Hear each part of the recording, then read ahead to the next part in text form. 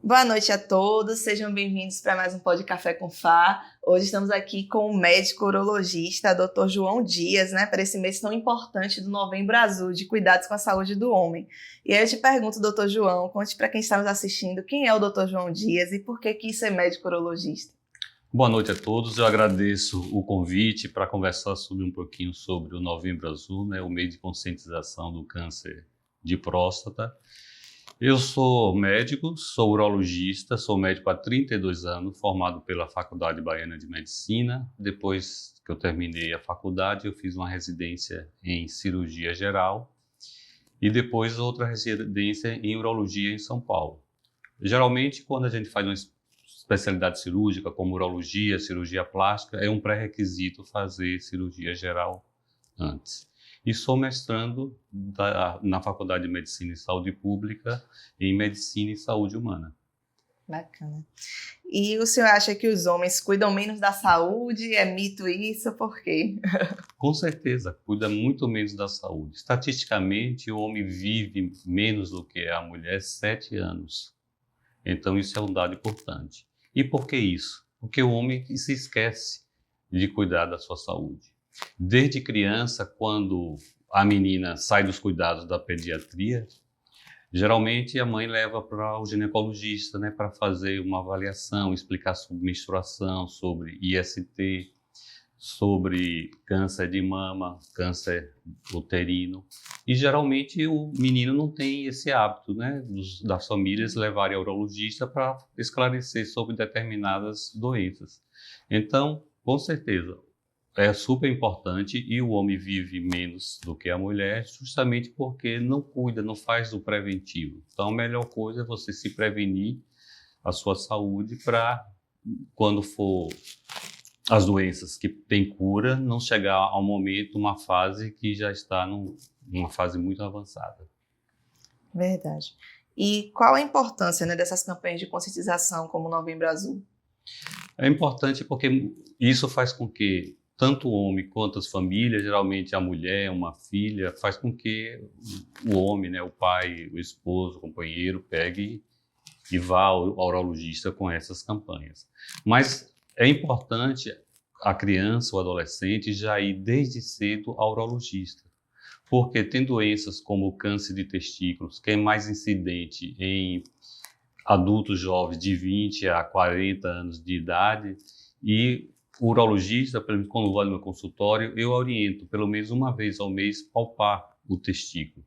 Assim como o ginecologista orienta a mulher a palpar a mama, para se encontrar alguma alteração, um nódulo na mama e aí procurar o médico, eu sempre oriento. Geralmente o que é que eu faço?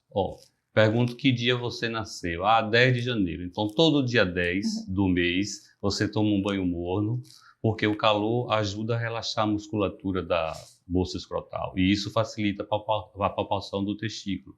Então, encontrando algum nódulo, alguma alteração, isso você tem que procurar o médico antes que um câncer de testículo venha a se disseminar e o tratamento seria mais complexo. Então, não é só na campanha da próstata. Então, o homem tem que ser avaliado sempre. E quais os principais exames que o homem tem que fazer anualmente? A gente, como urologista, a gente não vai pensar só na próstata. Então, é super importante o homem medir a glicemia, medir a pressão, medir a taxa de colesterol. Ainda mais que algumas doenças estão relacionadas à disfunção eréctil. Então, uma pessoa que tem um colesterol aumentado, isso aí pode dificultar, esse colesterol, principalmente o LDL, que é o colesterol ruim, se agregar nos vasos, nas artérias, e isso dificulta a irrigação do sangue. Assim também a diabetes pode ter uma vasculopatia, uma neuropatia, e essas doenças estão relacionadas também à disfunção erétil. Então tem doenças que, como um infarto, um AVC, às vezes pode ser diagnosticado um problema como aterosclerose 5 ou 3 anos antes de causar um infarto ou causar um AVC. Então é importante ver isso tudo. Além também, o homem, quando na faixa dos 45 anos, também deve fazer a colonoscopia. Então, a gente, como médico, orienta, pergunta se já fez a colonoscopia para fazer a triagem do câncer do intestino. Então, a gente, como urologista, a gente é médico e tem que ver o paciente como um todo, não só pensar na próstata, mas em todas as doenças. Verdade. E a partir de que idade o homem precisa começar a fazer o exame de próstata? Tem gente que acha que só se tiver sintomas, ou mesmo sem sintomas precisa fazer o exame. A Sociedade Brasileira de Urologia recomenda que a partir dos 50 anos de idade o homem deve fazer o exame de próstata. Entretanto, se a pessoa teve um parente, um pai, um tio, um avô que teve um câncer de próstata, a incidência é bem maior do que na população geral, cerca de 2 vezes a mais.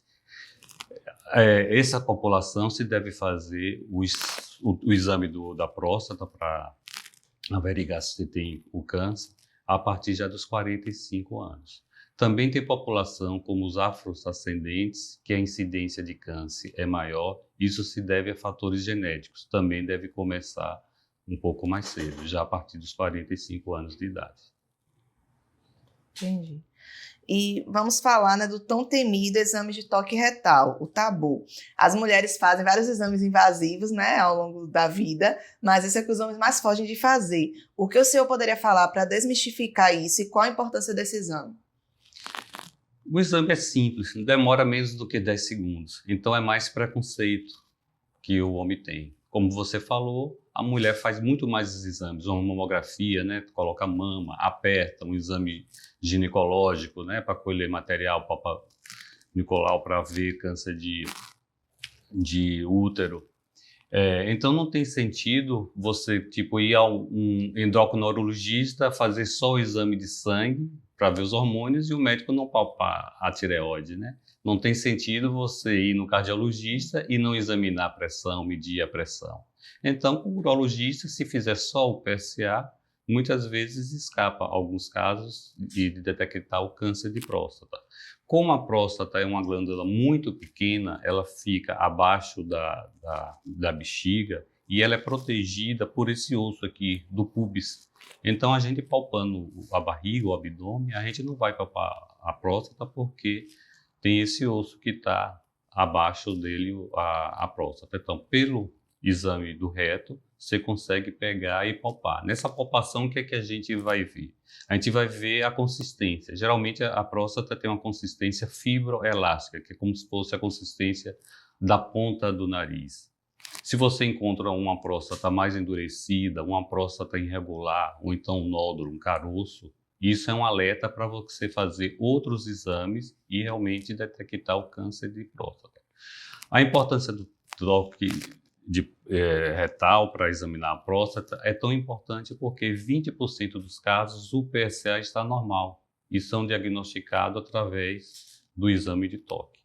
Recentemente eu tive até um caso de um paciente de 55 anos que o PSA vinha normal, mas quando eu fiz o exame de toque tinha uma alteração. A próstata estava com um nódulo, estava com caroço. Aí a gente encaminhou para fazer outros exames e realmente diagnosticou o câncer de próstata. Ele foi submetido a um procedimento cirúrgico e ele está super bem. Se a gente ficasse pensando só em fazer o PSA, ele escaparia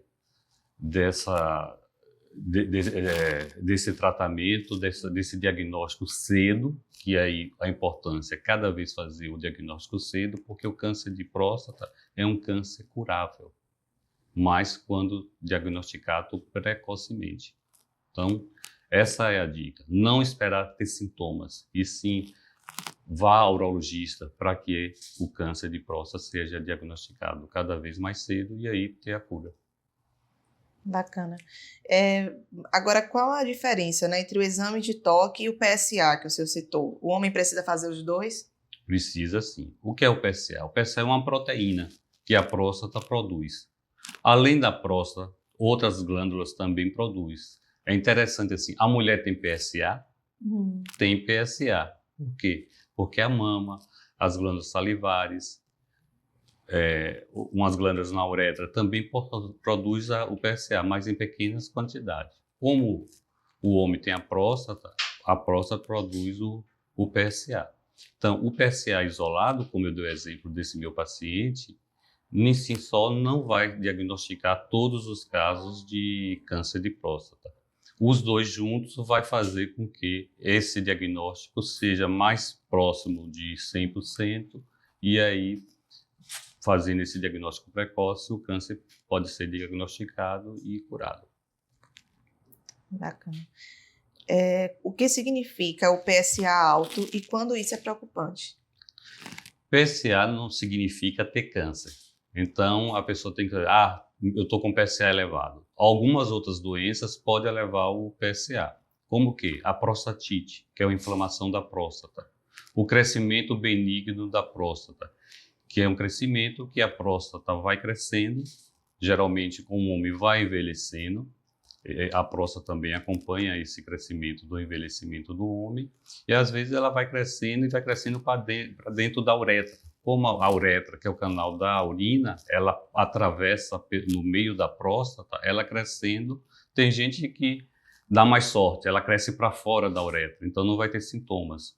Outros, a próstata cresce para dentro da uretra e vai ter sintomas, como acordar à noite para urinar, o jato da urina fica fino, fraco, tem vontade de urinar, tem que sair correndo, pode vir a urinar sangue.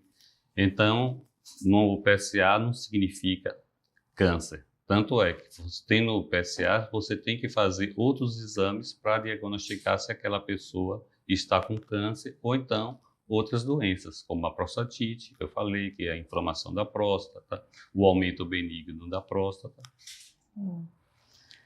E, no caso, homens com histórico familiar devem começar o exame mais cedo? Com certeza. Pelo histórico de 2 vezes mais pela genética, o câncer de próstata pode acometer esses homens. Eu, às vezes, brinco com os pacientes. A pessoa não herda só dinheiro, né, imóveis que o pai pode deixar, mas geneticamente a pessoa pode também herdar algumas doenças, como o câncer da próstata, diabetes, dislipidemia, que é o colesterol elevado, pressão elevada. Então está muito relacionado também com o estilo de vida e também com a genética familiar. Que herança, hein? Quais sinais o corpo dá que indicam que é preciso procurar o urologista? Em relação à próstata, geralmente é urinar sangue, hematúria, o jato fino e fraco, acordar algumas vezes à noite para ir ao banheiro. Mas a gente não deve esperar que esses sintomas venham a ter. Então, quando esse sintoma vinha a ter no câncer de próstata, já está no estado elevado. E aí a cura já fica mais difícil. Então, a conscientização e a urologista regularmente para fazer seu exame preventivo do câncer de próstata. Outra coisa também interessante, os pacientes que eu acompanho, alguns pacientes vêm acompanhando há longo tempo. Nunca diagnosticou um câncer. Vem no outro ano, a gente vê ou o toque alterado ou a alteração do PSA. E aí faz o diagnóstico de câncer de próstata. A gente explica, não é você vir no urologista que um exame de toque ou um exame de sangue não vai deixar de você ter o câncer. É o seu corpo que produz o câncer. Você vindo aqui, se seu corpo produzir esse câncer, quanto mais cedo for detectado, a cura é certa do câncer de próstata.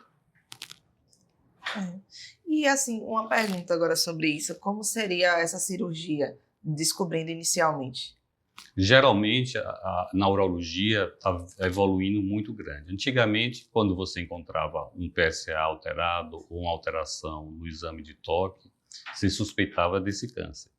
Você fazia uma biópsia, que colocava uma agulha pelo reto e tirava alguns fragmentos da próstata. Isso aí é caminhado para o médico patologista, que ele vai ver se aquele tecido é da próstata normal ou aquele tecido da próstata se transformou em um câncer. Com a evolução, se faz agora o exame através da ultrassonografia, que o médico faz a ultrassonografia e, acoplado ali ao transdutor, tira fragmentos da próstata. Hoje em dia, já tem evoluído mais. Hoje se faz uma ressonância, quando se tem a suspeita, uma ressonância multiparamétrica da próstata, que ele classifica como PIRADS. Esse PIRADS vai de 1 a 5. O PIRADS 1 e 2 não tem suspeita de câncer. O 4 e 5 existe uma forte suspeita de câncer. E o 3 fica em cima do muro ali.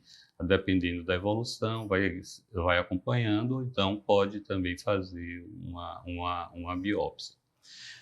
Aí, com essa evolução, o que é que isso é feito? Através da ultrassonografia, é acoplado um software da ressonância das imagens e aí esse sistema transforma a imagem em 3D. Então, aquele local que está com a suspeita de câncer, que foi visto pela ressonância através dos PIRADS, ali você vai tirar os fragmentos e vai se dedicar mais àquela área suspeita. Então, isso é uma grande evolução. Às vezes também você fazia biópsias desnecessárias. Então, com a ressonância multiparamétrica da próstata, isso é uma grande evolução. Fica com mais precisão a suspeita do câncer e o exame da biópsia também, através dessa técnica de 3D, você pega e tira o fragmento daquelas áreas suspeitas com mais determinação. E o nódulo sendo benigno, ele pode conviver com ele tranquilamente, né? Exato. Aí, no caso do câncer, vamos para o tratamento. Então, a evolução do tratamento também tem evoluído muito nesses anos. Então, hoje em dia a gente faz a cirurgia através do robô, da robótica.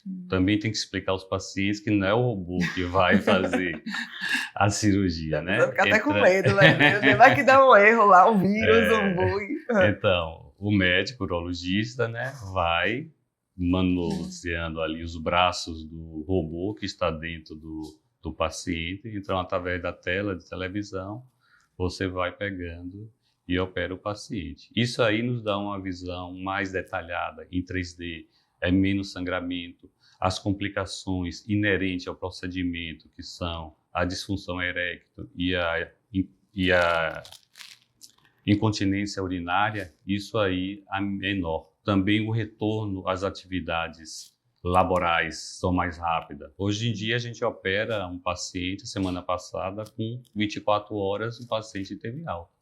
Se fosse uma cirurgia tradicional, ele iria demorar mais tempo. E essa cirurgia a laser com corte é pelo canal retal? Como é essa cirurgia? A cirurgia pelo corte é como eu tinha explicado inicialmente. Então, se tiver um crescimento benigno da próstata e essa próstata for crescendo para dentro da uretra, por onde o xixi passa, o homem vai ter sintomas de dificuldade de urinar. Urina com esforço, urina várias vezes, pode urinar sangue. Então, a gente coloca um aparelho que é acoplado também ao monitor, a uma câmara, e aí a gente faz uma raspagem, tira só a parte que está obstruindo o canal. Então, o canal da uretra que está estreito, com essa cirurgia, que pode ser através de uma alça, ou pode ser também através do laser, pode pegar e o canal que está estreito, ele volta a ficar mais alargado e aí a urina passa com facilidade. E o paciente deixa de ter os sintomas que incomodam, de acordar à noite, urinar com jato fino e fraco, ir ao banheiro várias vezes. E se o nódulo for fora do canal? Não precisa mexer, quer dizer, a próstata vai crescer como um todo, né? É como se fosse aqui está a próstata, a uretra passa por dentro, no meio, e aí se for crescendo para dentro e o paciente tiver sintomas. Então, hiperplasia prostática benigna, que é o crescimento benigno da próstata, não é indicação de cirurgia. É indicação quando o paciente tem sintomas, que isso incomoda ele. A qualidade de vida dele vai ser ruim. Acordar várias vezes à noite, fazer uma viagem curta, ter que parar no caminho para urinar, então a qualidade de vida dessa pessoa está prejudicada. Então, ele vai fazer um tratamento, que pode ser desde medicações, que vai relaxar a musculatura ali da próstata, e aí a urina passa com mais facilidade, e outros casos que a medicação não resolve, teria que fazer o tratamento cirúrgico. Certo. Nesse tratamento, é bom alertar, não vai tirar a próstata toda. vai só desobstruir aquela parte que a uretra está sendo estreita. Entendi. E agora, uma outra pergunta, né? O uso de testosterona e de outros medicamentos, como os vasodilatadores usados para tratar disfunção erétil, aumenta o risco de câncer de próstata ou de outras doenças? Explica um pouco para quem está nos assistindo. De jeito nenhum. A testosterona, quando bem indicada, é um excelente tratamento.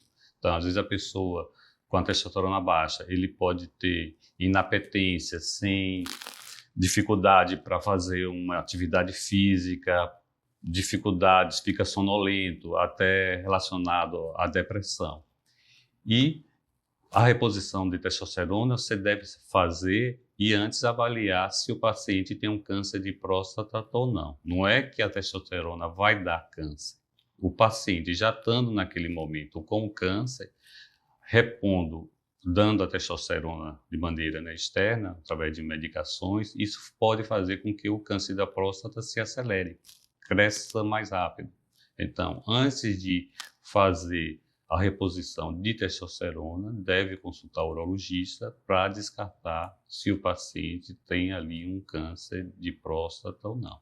Os vasodilatadores, que são as medicações para disfunção erétil, como sildenafila ou tadalafila, isso também não causa câncer de próstata de maneira nenhuma. Tudo quando tem indicação correta é muito bem-vindo e os pacientes são submetidos a esse tipo de tratamento e ficam muito bem. Entendi. Quais os principais problemas que chegam relatando em consultório, né? Os assuntos mais abordados e que dicas o senhor dá para ajudar? Geralmente a disfunção erétil é um dos sintomas que o paciente procura. Então a gente tem que pegar e investigar outros problemas que podem estar atrás daquela disfunção erétil. Entre eles, o colesterol aumentado. Isso aí também vai fazer com que o colesterol, principalmente o colesterol ruim, o LDL, se deposite nas artérias e isso faz com que o sangue se torne difícil para passar, para ir para o pênis e aí causar a ereção. O diabetes também está associado à neuropatia neuropatia e vasculopatias. E isso também interfere na disfunção erétil. A pressão alta também está relacionado à disfunção erétil, porque a pressão alta, não sendo tratada por muito tempo, isso também pode alterar o endotélio, que é o vaso, que é a parte interna do vaso, e isso dificultar que o sangue vá para o pênis e a ereção seja plena. E às vezes problemas psicológicos também, né? Que tem que procurar outros Exato, tipos de especialistas. Às vezes o excesso de pornografia está muito associado à disfunção erétil.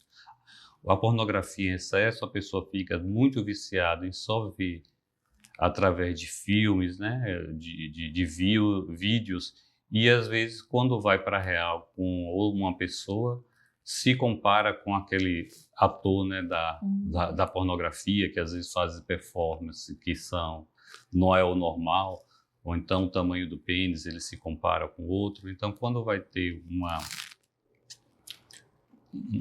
abordagem real com uma pessoa, então às vezes ele pode pegar e dificultar. Então isso leva a um problema psicológico realmente grave e pode causar. Também esse tipo de pornografia também pode levar a pessoa, vindo em excesso, a ter ejaculação precoce, que ejacula antes de que o ato seja satisfatório para os dois, tanto com o homem ou outro parceiro que pode. Outra coisa comum, principalmente agora no verão, são as balanopostites. O que é a balanopostite? É a inflamação do pênis, principalmente ali da glande e do prepúcio. A glande é popularmente conhecida como a cabeça do pênis. Então, ali, principalmente no verão, pela umidade e a temperatura quente, favorece ao desenvolvimento de fungo, da candidíase. E isso é muito comum também no homem, principalmente agora no tempo mais quente, no verão. Entendi. O que mais prejudica a saúde sexual masculina atualmente? Tem vários fatores, principalmente a pessoa não cuidar da sua saúde. Como a gente já abordou aqui, em relação ao colesterol elevado, isso atrapalha. O fumo, que pode também causar não só o câncer de pulmão, mas também pode levar a câncer de rim e câncer de bexiga. O paciente que fuma muito está relacionado ao câncer também da bexiga. O sedentarismo, falta de atividade física, né? Alimentação rica em gordura e em processados, isso tudo leva a ter problemas relacionados à saúde masculina. E infecção urinária é mais difícil de ocorrer em homens, por quê? E o que fazer para evitar que ocorra? O tratamento seria o qual? Comparando a uretra, que é o canal por onde a urina passa, a da mulher é mais curta do que o homem, porque a uretra do homem acompanha o pênis. Então isso, como a mulher está tudo ali próximo, né? O intestino, a vulva, a vagina e o canal, isso aí facilita que algumas bactérias passem pela uretra e vá causar uma cistite. Com o envelhecer também, outros fatores que com a perda de colágeno, então a estrutura que reveste ali a uretra fica também mais flácida e isso faz com que facilita a entrada de bactérias. Como o canal do homem, a uretra é mais longa, por causa do pênis, é mais difícil de uma bactéria entrar. Mesmo assim entrando, essa bactéria pode vir, se alojar na próstata e causar uma inflamação, que é a prostatite. Ou então pode descer através do deferente, que é aquele mesmo canalzinho que se liga quando se faz a vasectomia, para o homem não ter mais filho, não poder procriar, e pode se alojar ali no testículo ou no epidídimo, e aí causar uma epididimite ou uma prostatite, a epidemia prostatite, ou então a orquite, que é a inflamação do testículo. E por falar em vasectomia, a vasectomia é reversível, né, também? Mas é reversível, mas assim, não é tão simples, né, como colocar um plug na tomada, tirar e destirar. Quanto mais tempo a pessoa fez a vasectomia, a chance de reverter fica mais difícil. Em média, se a pessoa fez há 10, 15 anos, já dificulta mais, porque deixa de passar os espermatozoides através do canal do deferente. E aí, como não tem esse movimento de passagem, ele vai cada vez mais murchando e vai diminuindo a luz do deferente e impede que os espermatozoides passem. Então, quem quiser fazer vasectomia tem que ser uma coisa muito bem pensada, né, para que não se arrependa. E sobre agora as infecções, né, sexuais transmissíveis, elas podem ser detectadas com exame de sangue ou tem algumas que são visíveis, né, e não tanto detectáveis assim pelo exame de sangue? E quais os tratamentos, né, das principais mais recorrentes que chegam em consultório para o senhor atender? É uma excelente pergunta. Algumas doenças, IST, né, e agora até mudou a nomenclatura, que é infecção sexualmente transmissível. Antigamente chamava DST, doença sexualmente transmissível. Isso aí foi mudado pela Organização Mundial de Saúde e pelo Ministério da Saúde, porque o ADST é quando a doença já estava instalada. E a IST você pode ter um patógeno, o vírus ou uma bactéria que cause a doença. E aí, não, por isso que foi chamada IST, infecção. Então, a pessoa tem um patógeno, mas não tem a doença. A pessoa pode ser portador do vírus da AIDS, mas não é aidético, não está com a doença. E às vezes a pessoa ali não está sabendo que tem. Ao contrário de se ele tivesse realmente com a doença. O HPV também, às vezes a pessoa pode ter e não está manifestado, não está com condiloma, com a doença. Então, nem todas as doenças, algumas são vistas através do exame clínico e outras são detectadas através do sangue, como o HIV, a sífilis pode ser detectada. Já outras é através do exame clínico. Então, chega um paciente com uma secreção na uretra, você vê a coloração. Quando aquela coloração é mais purulenta, mais amarelada, sugere que seja uma gonorreia. Quando ela é mais clara, parecendo uma clara de ovo, sugere que é uma uretrite causada por uma clamídia. Então, o exame clínico dá para diagnosticar algumas doenças. E essas doenças, a gonorreia, não é diagnosticada através do exame de sangue. Muito bom o papo, né? Espero que vocês em casa tenham gostado. E são nossos momentos finais. E nesse momento eu te pergunto um testemunho marcante do que Deus já fez na sua vida, doutor. Deus está sempre presente na minha vida. E toda vez que entra um paciente, eu acho que eu me sinto como um instrumento de Deus. Quando a gente tem um paciente que tem um câncer e esse câncer é curado, eu me sinto como um instrumento de Deus para pegar e curar esse paciente.